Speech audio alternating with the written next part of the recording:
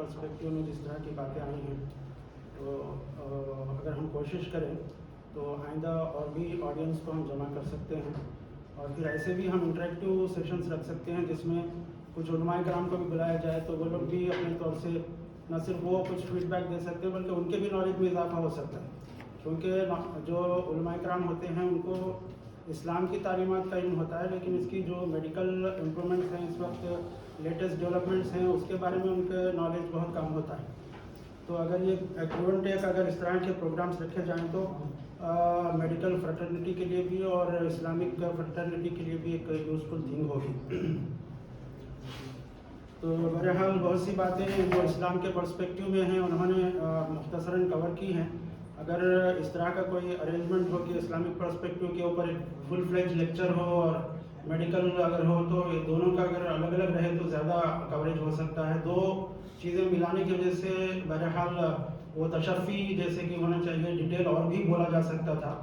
बहरहाल कुछ बातें मैं भी एक डॉक्टर होने की हैसियत से और एक इस्लामिक ऑर्गेनाइजेशन से ताल्लुक़ रहने की वजह से थोड़ी बहुत जो हमारी मालूमात है इस्लाम की, तो ये चंद बातें मैं उर्दू ज़बान में आसान सी ज़बान में रखने की कोशिश करूँगा। देखिए, जो इस्लाम की जो तालीमात हैं और एक मुसलमान जब अपने आप को मुसलमान कहता है तो वो सिर्फ पार्ट टाइम मुसलमान नहीं होता, बल्कि ज़िंदगी के हर मरहले में, ज़िंदगी के हर स्टेज में और ज़िंदगी के हर काम में हम इस्लाम को फॉलो करते हैं। तभी हम, क्योंकि हमारी जो पेश नज़र है वो सिर्फ दुनिया नहीं है कि हमको दौलत मिले, औलाद मिले, पैसा मिले, ये हमारा मोटिव सिर्फ इतना नहीं है, बल्कि आखिरत की ज़िंदगी सब हमारी कामयाबी का दारोमदार है। तो इस लिहाज से एक प्रैक्टिसिंग मुस्लिम्स को बहुत ही बारीकी के साथ ज़िंदगी के हर मरहले में इस्लामी तालीमात को नज़र रखना होता है। तो इस वक्त जो दुनिया के अंदर गैर इस्लामी मुआशरा है, ख़ासतौर से वेस्टर्न कल्चर वगैरह जो है, वहाँ पर चूँकि रिलीजन आउट ऑफ डेट हो चुका है और उन्होंने अपनी ज़िंदगियों से रिलीजन को निकाल कर फेंक दिया है, जिसकी वजह से बज़ाहिर तो ऐसा महसूस होता है कि they have got liberty to live in their own way, लेकिन एक तरह से उन्होंने अपनी ज़िंदगी को बर्बाद कर लिया है। उनका फैमिली सिस्टम ख़त्म हो गया, उनका सोशल सिस्टम ख़त्म हो गया, उनकी पूरी सोशल लाइफ वो ख़त्म हो गई है। और किसी मर्द को इस बात की कोई गारंटी नहीं है कि उसकी बीवी उसकी वफ़ादार है, और किसी औरत को इस बात की कोई गारंटी नहीं है कि उसका शौहर उसका वफ़ादार है, और किसी को ये मालूम नहीं है, 100% परफेक्ट नहीं है कि बेटा जो है वो मेरा है या किसी और का है। तो इस तरह की एक बेइत्मीनानी की ज़िंदगी और एक इस तरह की एक परेशानी की ज़िंदगी और बेसुकूनी की ज़िंदगी इस वक्त गुजार रहे हैं। बज़ाहिर तो वो लोग एंजॉय कर रहे हैं, लेकिन उनका जो सोशल सिस्टम बर्बाद हो चुका है। इसकी वजह से उम्मीद इस बात की है कि अगर हम इस्लाम को फॉलो करें और इस्लाम को अगर प्रोपेगेट करें तो आइंदा 10-20 सालों में या कम से कम 40 सालों के अंदर इस्लाम की तरफ लोग पलटेंगे। क्योंकि ख़ासतौर से हम देखते हैं कि वेस्टर्न सोसाइटीज़ के अंदर, जैसे जर्मनी है या फिर फ्रांस है वगैरह में, कई इंग्लैंड है, कई जगहों पर सुनने में आता है कि the non-Muslim ladies they prefer to marry a Muslim man because they think that he is more faithful to their wives. तो इस तरह से कम इस दरवाजे से ना सही उस दरवाजे से मुख्तलिफ दरवाज़ों से लोग इस्लाम में दाखिल होंगे और आइंदा कुछ 10-20 साल या 25-30 साल के बाद इस्लाम बहुत ज़्यादा फैलेगा, इस बात की उम्मीद है इंशाअल्लाह। तो इस्लाम का जो इज़्दिवाजी निज़ाम है, जो सोशल सिस्टम है, इस्लाम का जो फैमिली सिस्टम है, बहुत ही स्ट्रांग फाउंडेशंस पर क़ायम है, और जिसको निकाह कहा गया है कि इस निकाह कोई ऐसा नहीं है कि कोई एक सोशल काम है, बल्कि इसको रिलीजियस काम कहा गया है कि तुम्हारा निकाह करना तुम्हारे लिए, बल्कि हदीसों में जिस तरह से खुतबे निकाह में पढ़ते हैं, खतीब हजरात पढ़ते हैं कि निकाह मिन सुन्नती, इस तरह के, और जो मेरी सुन्नत को फॉलो ना करे फलैसा मिनी, कि वो हम में से नहीं है, यानी जो निकाह नहीं करेगा वो हम में से नहीं, मतलब मुसलमान ही नहीं, इस्लामी माशरे से वो बाहर है। अगर कोई आदमी ये समझता है कि वो निकाह ना करे, जिस तरह से गैर मुस्लिम माशरे के अंदर दूसरे मज़ाहिब के अंदर ये समझा जाता है कि शादी करना, बच्चे पैदा करना, ये सब वर्ल्डली अफेयर्स हैं। और फिर अगर कोई आदमी बहुत ज़्यादा प्यूरीफाई होना चाहता है, मजहबी इंसान बनना चाहता है, तो उसको शादी नहीं करना चाहिए, जैसे उन लोगों के फादर्स करते हैं या फिर नन्स करते हैं, या गैर मुस्लिम हिंदू लोगों में जिस तरह से सन्यासी लोग करते हैं कि पहाड़ों में चले जाते हैं, दुनिया को छोड़ देते हैं, तो बहुत ज़्यादा नेकी समझा जाता है, हालांकि नेकी नहीं। अल्लाह के रसूल सल्लल्लाहु अलैहि वसल्लम ने बाद लोगों को सख्ती से रोका, जिन्होंने कहा था कि हम रातों में इबादत करते हैं, दिन में रोज़ा रखते हैं, तो उन्होंने सख्ती से रोका कि तुमसे पहली उम्मतें ऐसे बर्बाद हो गई, उन्होंने अपने दीन में बहुत ज़्यादा एग्जैजरेट किया और उन्होंने अपनी दीन को इस तरह से वो किया। तो ये जो ہے اسلام کے اندر یہ چیز بھی جائز نہیں ہے کہ دنیا کو چھوڑ دیا جائے. تو بہرحال اس بیک گراؤنڈ کے بعد اگر ہم دیکھیں کہ اسلام میں یہ تمام چیزوں کے سلسلے میں کیا ہے، تو اسلام میں جو گائیڈ لائنس ہیں، جو احکامات ہیں، وہ صرف نماز، روزے اور انسان کی مذہبی زندگی کی حد تک محدود نہیں ہیں، بلکہ قرآن مجید میں اور اللہ کے رسول صلی اللہ علیہ وسلم کی احادیث اور سیرت میں آج سے اس کے بعد بھی آج 1400 سال بھی اتنا ہی ریلیونٹ ہے، اور آئندہ آنے والے 1400 سال بھی اگر انسانیت باقی رہے تو وہ اسی طرح ریلیونٹ رہیں گی. تو اشاروں میں ہے اسلام کی تعلیمات، قرآن میں ہو یا حدیث میں ہو. ان اشاروں کے ذریعے سے اس کے اندر سے قوانین کو نکالنا، رولس اور ریگولیشنس کو نکالنا، یہ علماء کرام اور جاننے بوجھنے والوں کا کام ہے. جس طرح سے قرآن مجید میں یہ کہا گیا ہے کہ سورہ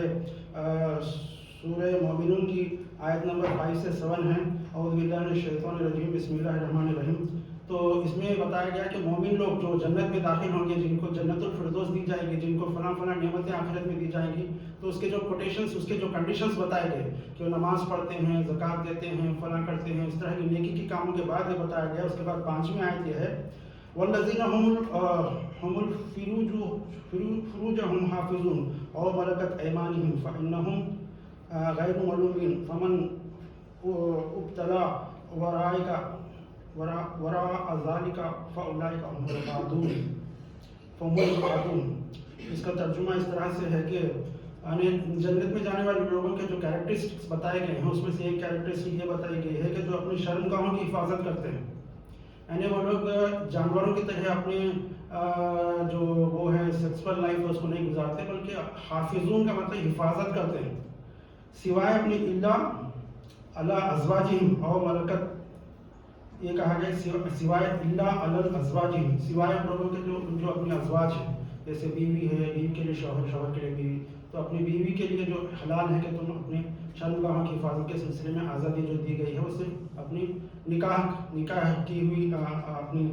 زوج کے لیے دی گئی ہے، سوائے اپنی بیویوں اور اپنے مملوک کے ایسوں پر کوئی الزام نہیں. بس اس کے علاوہ جو شخص طلبگار ہو اور حد سے نکلنے والے ہیں، ان کے لیے جنت نہیں ہے. اس کا مفہوم کرتا ہے. تو اس کا مطلب یہ ہے کہ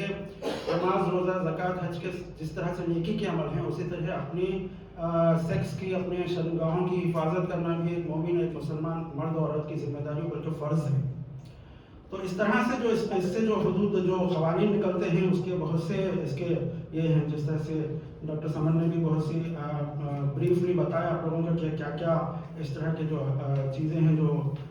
کیونکہ اسلام کے جو آئلی اور جو سوشل سسٹم اور ڈومیسٹک سسٹم ہے، اس کے اندر نسل کی بہت اہمیت ہے، نسل و نسل کی بہت اہمیت ہے کہ کون کس کا باپ ہے، کون کس کا دادا ہے. اس طرح سے اس کی اہمیت ہے، کیونکہ پوری زندگی، اسلامی زندگی اسی کے مطابق چلتی ہے کہ اس کا بیٹا کون ہے تو اس کو کتنی وراثت ملے گی، اس کی کیا ذمہ داریاں ہوں گی، باپ کے سلسلے میں اس کی کیا ذمہ داریاں ہیں، ماں کے سلسلے میں کیا ہے. تمام زندگی کے جتنے قوانین ہیں وہ اسی وقت ممکن ہے جبکہ معلوم ہو کہ باپ کون ہے، ماں کون ہے.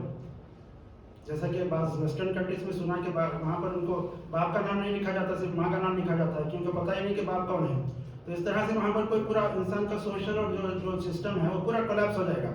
تو اس طرح سے اسلام میں تمام چیزیں رہنے کی وجہ سے تو اس کے جو موٹے موٹے رولز ہیں، جو آئی وی ایف وغیرہ کے سلسلے میں جو موٹے موٹے رولز ہیں، وہ صرف پوائنٹ کر کے میں آپ کے سامنے رکھ رہا ہوں کہ تو جتنے ڈفرینٹ آپشنس ہیں، ڈفرینٹ آپشنس کے ہیں کہ اس کا اسپرم اس کا اووم، اس کا اووم اس کا اسپرم، اس کا اسپرم اس کے رحم میں، اس کے یوٹرس میں، اور اس کا اسپرم اس کے، یہ اتنا کرس کراس ہے کہ آپ کو اس میں بہت ہی، آپ سنیے آپ کیسے سمجھ، آپ دیکھیے کیسا ہے. جیسا کہ جیسے الجبرا کا جیسا وہ رہتا ہے کہ A square plus B square is equal to whole square, اس طرح سے ہے. اس طرح سے اس کا یوٹرس، اس کا اسپرم، اس کا اووم، اس کے اسپرم، اس کا یہ دیکھیے آپ کیسا ہے کہ ڈفرینٹ آپشنز جو ہو سکتے ہیں آئی وی ایف کے، وہ بتا رہا ہوں میں آپ کو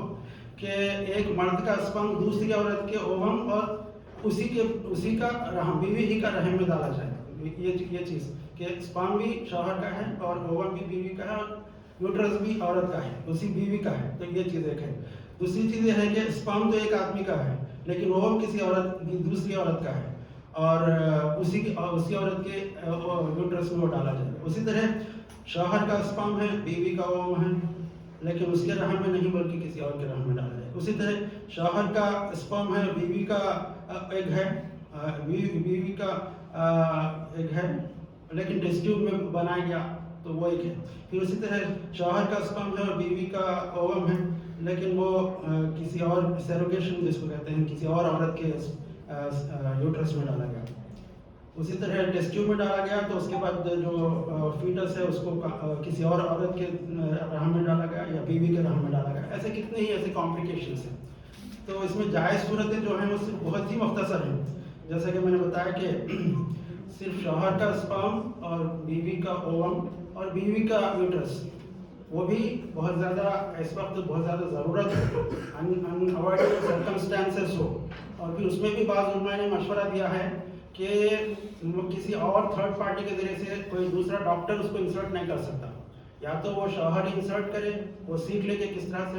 انسرٹ کرنا ہے اور بیوی کے یوٹرس میں وہی انسرٹ کرے, یا پھر بیوی خود اپنے یوٹرس میں خود ہی وہ انسرٹ کرے, وہ سیکھ کر. یہ جائز ہے. کوئی دوسرا مرد یا دوسری عورت بھی ہے تو جائز نہیں ہے. بعض علماء کا جو خیال یہ ہے کیونکہ سطر کھولنا کسی عورت کے سامنے بھی جائز نہیں کسی عورت کا,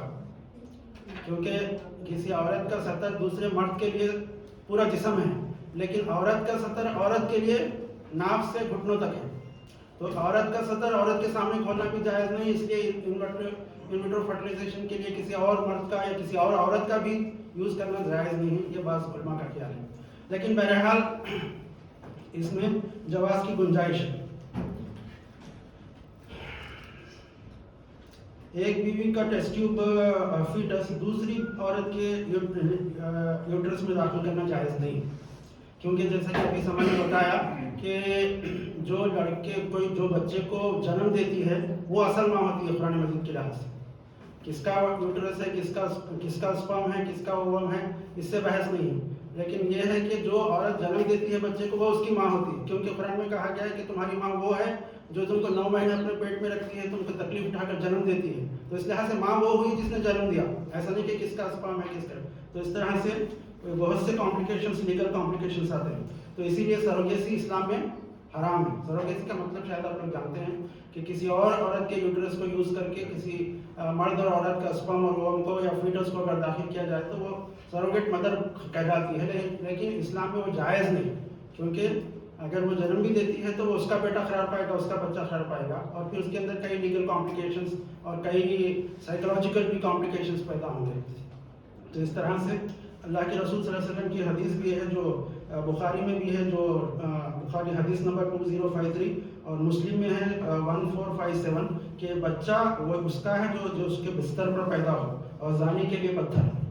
یہ حدیث ہے. تو حدیث کا مفہوم یہ ہے کہ جس عورت کے ساتھ جس مرد کا انٹرکورس ہوگا بچہ اسی کا ہے اگر کوئی نکاح کے اندر ہے تب, ورنہ اگر نکاح کے باہر کوئی ہے تو وہ بچہ حرامی ہے اور جائز نہیں ہے, اس کے لیے تو پتھر ہے, زانی کے لیے پتھر ہے. ہم یہ سمجھتے ہیں بعض مرتبہ ایک ضمنی طور پہ ایک دوسری بات میں آپ کو بتا رہا ہوں اس سے ہٹ کر, ٹاپک سے ہٹ کر, ہم یہ سمجھتے ہیں کہ اسلام میں اتنی بڑا سزا کیوں ہے. انٹرکورس ایک چھوٹا سا ایک کام ہے, لیکن اس کے لیے پتھروں سے مار مار کر ہلاک کرنا کیا ہے. یہ غیر مسلم بھی اکثر لوگ پوچھتے ہیں کہ اتنا زیادہ آپ لوگوں کے پاس ٹو مچ ہے کہ اس طرح سے پتھروں پہ مار مار کر اتنی چھوٹی غلطی کے, وہ لوگ چھوٹی غلطی سمجھتے ہیں اس کو. تو اتنی چھوٹی غلطی کے لیے اتنا بڑا سزا کیوں ہے. لیکن ہم کو ان کو بتانا چاہیے کہ اس کا ڈیٹیلس یہ ہے کہ جو بھی زنا کرے اس کو پتھر مارنا نہیں ہے, بلکہ اسلامی حکومت ہو جہاں پر کوئی فحش پوسٹرز نہ ہو, فحش پکچرز نہ ہو, انسان کو اسٹیمولیٹ کرنے والے کوئی ذرائع نہ ہو, بالکل اسلامی ماحول ہو, اور اس کی شادی شدہ ہو, اس کی بیوی ہو, اس کے بعد اس کو اگر شادی نہیں ہے تو اس کے ماں باپ اس کا انتظام کرے, ماں باپ نہیں کر سکتے تو رشتہ دار نہیں کر سکتے تو حکومت اس سے شادی کروائے. ایک بیوی رہنے کے باوجود بھی اگر وہ مطمئن نہیں ہو رہا تو ایک سے زیادہ شاید کی شادی کی اجازت ہو. ان تمام چیزوں کے بعد بھی وہ زنا کرتا ہے, اور 4 لوگ گواہ کے طور پر آگے بولتے ہیں کہ ہم نے اس کو زنا کرنے کے لیے کرتا ہوا دیکھا ہے. تو جب اس کے لیے سنساری کی سزا ہے, اتنے کنڈیشنز کے بعد ہے, تو آپ سمجھ لیجئے کہ روڈ پہ بیٹھ کے کوئی آدمی روڈ پہ کوئی کر سکتا ہے تو اس کے لیے سنساری کی سزا. ایسا نہیں کہ چھپا ہے کوئی پروف نہیں ہے تو اس کے لیے کوئی ایسی سزا ہے, ایسی بات نہیں. تو اس طرح سے اس کی سزا اتنی سخت رکھی گئی ہے کہ اسلام کے اندر حیا کو بہت زیادہ اہمیت دی گئی ہے. بے حیائی جیسا کہ قرآن مجید میں کہا گیا کہ ولا تقربوا الزنا کہا گیا, ایسا نہیں کہا گیا کہ زنا مت کرو, ایسا نہیں کہا, اس کے قریب بھی ولا تقربوا الفواحش کہا گیا, فحش چیزوں کے قریب بھی نہ جاؤ. یہاں مطلب یہ ہے کہ گندی چیزوں کو دیکھنا, چاہے وہ پکچرز کی شکل میں ہو, یوٹیوب کی شکل میں ہو, چاہے وہ فوٹوز کی شکل میں ہو, یا کسی بھی شکل میں ہو, زنا کے یا اس کو اس طرف جانے والے راستوں سے بھی روکا گیا.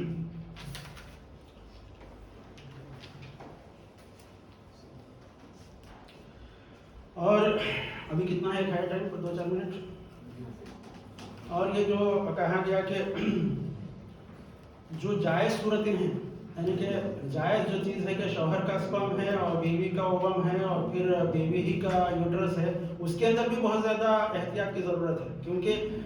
جیسا کہ بتایا گیا آپ کے سامنے ابھی لیکچر میں کہ اس بات کی کیا گارنٹی ہے کہ وہ لوگ اتنی زیادہ ایمانداری برتیں گے کہ آپ کو بالکل آپ ہی کا سپرم یوز کریں گے، کیونکہ ان کو سکسیس ریٹ بتانا ہے، آپ سے پیسے وصول کرنا ہے۔ اگر وہ آپ بچہ نہیں ہوا تو آپ اس کو 60,000 روپے 1,00,000 روپے نہیں دیں گے، تو انہیں کچھ بھی کر کے بہرحال بچے کی شکل میں آپ کو کچھ تحفہ دینے کی شکل میں اس کے وہ مجبور رہتا ہے، تو اس کی کیا اس بات کی کیا گارنٹی ہے کہ وہ اسپام وہی یوز کرے گا اور ڈسکارڈ نہیں کرے گا اس یوز کرنے کے بعد باقی بچا ہوا اسپامس، اور پھر جو ہوا ہے وہ کیا گارنٹی ہے کہ وہ اسی عورت کا ہے۔ تو اس طرح سے بہت سے کمپلیکیشنس ہیں جس کے اندر جائز صورتوں میں بھی ایمانداری اور جو سو اس کے اندر بہت زیادہ احتیاط اور فلاں چیزوں کے کنڈیشنز ہیں جس کے بعد ہی کوئی